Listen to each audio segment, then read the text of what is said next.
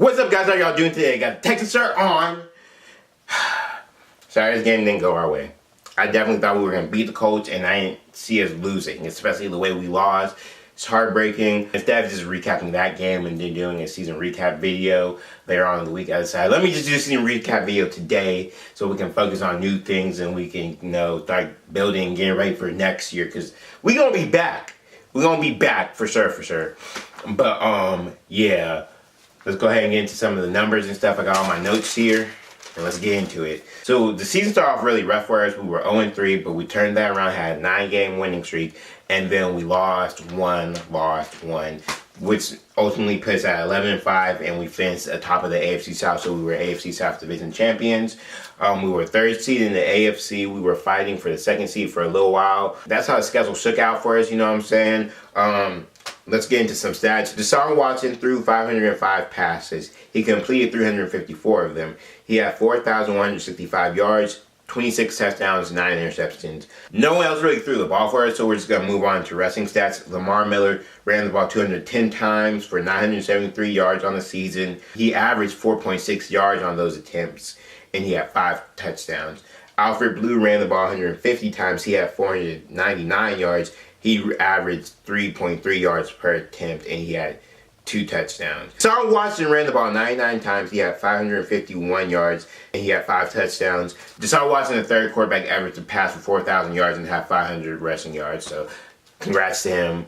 DeAndre Hopkins caught the ball 115 times for 1,572 yards, 11 touchdowns. Demaryius Thomas caught the ball 59 times for 677 yards, 5 touchdowns. Will Fuller caught the ball 32 times for 503 yards, 4 touchdowns. Keke Coutee caught the ball 28 times for 287 yards, 1 touchdown. One thing I noticed when I was pulling up these numbers, Demaryius Thomas got hurt, Will Fuller got hurt, Keke Coutee didn't play a full season, but these were our next leading receivers after DeAndre. I think that's definitely a sign of we need some depth at that position. We need somebody else, because Demaryius went down and Will Fuller went down, and they still were far above anybody else. So I feel like depth at receiver is something we're going to need. Defensively, Zach Cunningham led us in tackles with 107 tackles. Of those 107 tackles, 73 of them were solo tackles. Bernard McKinney was the next best tackler. He had 105 tackles. Of those 105 tackles, 63 were solo, and he had 1/2 of a sack. Tyrann Mathieu was the third leading tackler for our team. He had 88 total tackles. Of those 88 tackles, 70 of them were solo tackles, and he had 3 sacks. Our sack leaders were, of course, J.J. Watt, who had 16.5 sacks. He had 61 tackles, and of those 61 tackles, 47 of them were solo tackles.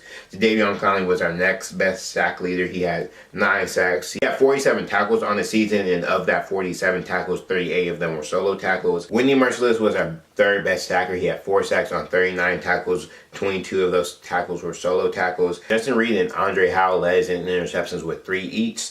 But Jonathan Joseph, Kareem Jackson, and Tyrann Mathieu all had 2 interceptions, and those were the next best interception people for us. Looking at the numbers for Mercilus, there's a lot of people saying that he was playing out of position, like he was playing a new position that he's never played before. Like, usually he's not used in the way he was used this season. And I guess by these numbers, you can definitely tell that, because I feel like he's definitely better than 4 sacks and 39 tackles, you know what I'm saying? So if that's true, can we plug Whitney in where he needs to be so he can produce more? Tyrann Mathieu is a huge part to this team. He not only had 2 interceptions, but he had 88 tackles. Like, Tyrann Mathieu is also a huge emotional leader for him, and just seeing his name underneath the third best tackler on the team, and then the fact he had 2 interceptions and 3 sacks, and just what he does for the team emotionally, is a big reason why I think we have to bring back Tyrann Mathieu. So we have 21 free agents coming up. I didn't write down 21 names because I don't want y'all to be here forever. I just wrote down the names that were key to me. So the key names for me are Kareem Jackson, Tyrann Mathieu, Jadeveon Clowney, Kevon Webster, Alfred Blue, Kristen Covington, Brandon Dunn, Angelo Blackson, and Kaimi Fairbairn. Right now on this list, the big people that we absolutely have to have back: Tyrann Mathieu, Jadeveon Clowney, Kaimi Fairbairn. Those are the big, like, we have to get them back. Because Fairbairn won us some games, ice in his veins. He's a great kicker. I don't have no doubt and Kaimi when he goes back. Like, I feel like he's going to make it every time. Like I just said about Tyrann Mathieu, he was a huge part of this team. He wants to come back, and he was just a huge boost to our defense, and he's probably one of the best safeties we've ever had on the team.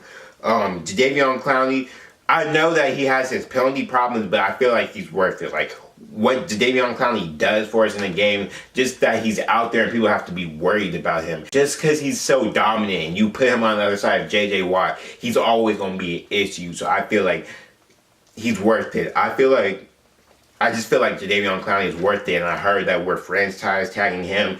I hope he's cool with that. People I'm up in the air about,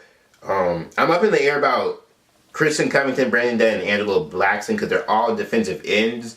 And I feel like Covington is the best defensive end on this list. You know what I'm saying? Like, I would want Covington back out of all of them, but I would not have a problem bringing back Brandon Dunn. Like, I wouldn't mind bringing back Brandon Dunn, but I feel like Covington is a key piece to bring back. We can bring back Alfred Blue. You know what I'm saying? He just had 499 yards. So I feel like he's good, and he plays special teams and stuff, so I wouldn't mind bringing back Alfred Blue either. But I understand it might be expensive to start bringing back all these people, you know what I'm saying? Kevon Webster was hurt for most of the season, but he's 28. I don't know. Like, I haven't seen Kevon Webster play, so it's like, do we let him walk? And right now, as I feel, I'm kind of okay with letting Kareem Jackson walk. Like, if Kareem Jackson's not going to play safety for us, he can go. Like, as much as I love Kareem Jackson, I want to see him retire as a Houston Texan. If he can't play safety for us, if he's not going to get moved to safety, I think he has to walk. Because I feel like he made some of his best plays at safety, but when you're asking him to cover people and stuff, it's not always there. And I feel like it's time that we found somebody who can stop T.Y. Hilton. And Jonathan Joseph struggles to stop T.Y. Hilton, and Kareem Jackson is struggling to stop T.Y. Hilton. So I feel like it's time to... Look, see, I don't know. Part of me is okay with letting Kareem walk at this point, but part of me is like, no, we need Kareem. It's up in the air. I'll have more information about that when we come to free agency time, but yeah, I think I covered all the names there. I also wrote down some possible free agency targets for us for next year. If the Patriots don't re-sign Trent Brown, he's the offensive tackle who's 26. I feel like that's a great way to build the tackle position. I feel like he'll definitely be an upgrade from what we have right now. And then in the draft, we could just go get another one, and we're not like trying to draft both tackle positions. You know what I'm saying? Also, if Darrell Williams from the Panthers don't get re-signed, he's also offensive tackle. So I'm not saying get both of them. I'm saying either or. You know what I'm saying? So we can draft somebody. And if Ronald Darby from the Eagles gets let go, let's go get Ronald Darby for sure. You know what I'm saying? Because we need corner help. Like, I think it's time that we found somebody who can stop T.Y. Hilton, because that was disrespectful of what he did coming into NRG, and for him to even call NRG his second home. And it's like, we didn't do anything on Saturday to make him feel any differently, and I feel like it's time to apply some pressure to him. And yeah, so definitely Ronald Darby, he's 25. If the Eagles let him go, come be a Texan. I'm also hearing that maybe A.J. Boye gets cut. Oh! If A.J. Boye gets cut, come back home, boy. We take care of you real good. Anyway, that sounded creepier than I intended. Not like, look, bro, I just want A.J. Boye back, so if he gets cut, just come be a Houston Texan again. Cool, bet. So draft-wise, I feel like we definitely need offensive line, specifically offensive tackles. We need cornerbacks, because it's time we start stopping the big plays, and we start stopping T.Y. Hilton. And I also feel like we need wide receiver depth, and we just need overall depth across the board. We have 2 second-round picks. We have no 4th-round pick. I feel like we're in good position, and we can definitely do something with the picks we have. In 2019, you know, we play the AFC South at home and away, so I didn't put them down here. But our home opponents will be the Oakland Raiders, the Denver Broncos, New England Patriots, Carolina Panthers, and Atlanta Falcons. Our away opponents will be the Kansas City Chiefs, the Los Angeles Chargers, the Baltimore Ravens, the New Orleans Saints, and the Tampa Bay Buccaneers. We definitely have a rough away schedule next year, having to go to Arrowhead and see the Chiefs, and having to go to the Dome and see the Saints. That will definitely be interesting games. If we can improve, I think we will be able to play them good. Honestly, the Chargers look pretty good this year. If they can come back next year, that's going to be a difficult game.